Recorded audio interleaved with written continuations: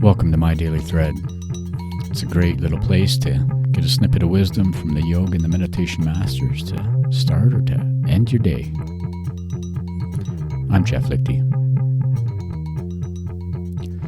All right, welcome back to My Daily Thread, looking for the wisdom from the yoga and the meditation masters, weekdays. But before we do that, those of you that know me know that administration's not probably exactly my strong suit. Yes, I'm the first to admit it. I own it. Those of you that are my regular students and have that smirky little sassy smirky smiles on your faces, well, I don't know. There's going to be an extra hard adjustment or maybe an email for you later. But I want to give a big shout out and maybe a little apology to Buenos Aires, Argentina, where the best footballers in the world live. Gabriela, you sent some emails and I finally got them through the YouTube, Google filter land, and I want to just say thank you. They made my day and they have made all of the work that goes on to building these episodes and doing the podcasty stuff. It made it all worthwhile, so thank you very much. All right, and now back to our regular scheduled programming and a word from our sponsor, Patañjali. If this seems a little broken up, this podcast, it's because, you know what, this is really hard for me to get into the Samādhi stuff, and I've talked about this before, but here's the next couple sutras I want to talk about. 144 says, Etayeva savichara nirvichara cha Sūkṣma-viṣayatvaṁ and Sūkṣma-viṣayatvaṁ cāliṅga-paryavasānam. All right, now there's method in my madness. Now, granted, probably more madness than method, but when we talk about yoga, and specifically this I can talk about from my experience, we start with very gross physical movements. Stand on your head, stand on your hands, do the splits, put your leg behind your head. We do these very gross physical movements. They're like big movements. They're easily understood. I can do them, I can't do them. There's lots of things I couldn't do. Then we get to prāṇāyāma, and the understanding gets subtler and subtler, where now we're sitting still. Now we don't have the big bodily movements. We don't have all of the things to sort of pay attention to in the body. We don't look around anymore. We're not looking to our friends on the mats beside us. I'm not comparing myself so much. There's nothing to compare. Everyone's just sitting down and doing some breath work. Then we move to the meditation practices.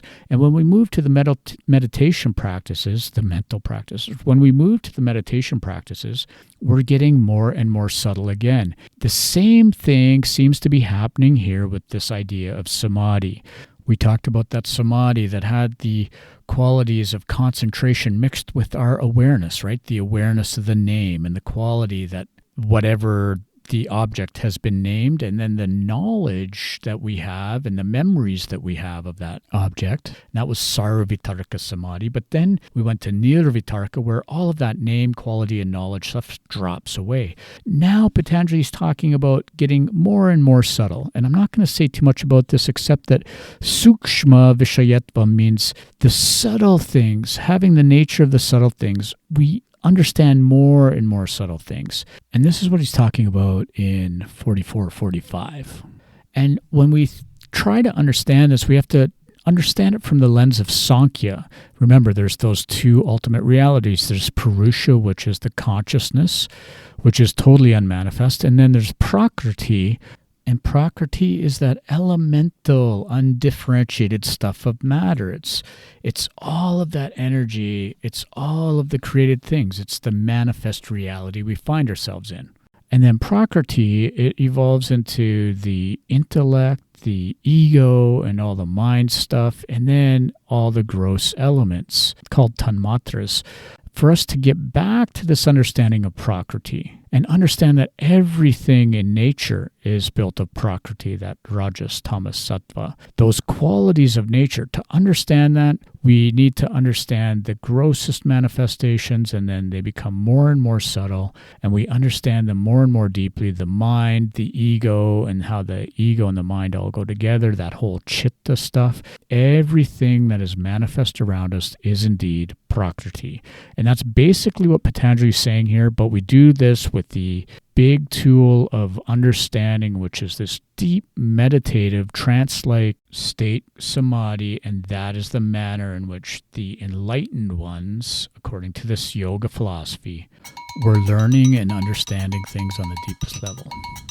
All right, go get yourself some Samādhi. Talk tomorrow. Om. Peace out.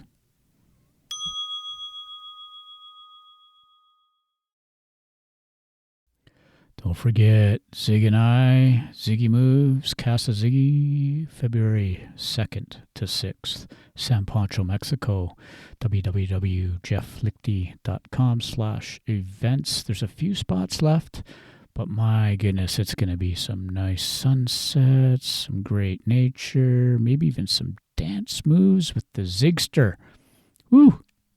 That'll be fun. Busting a move. All right. Peace out.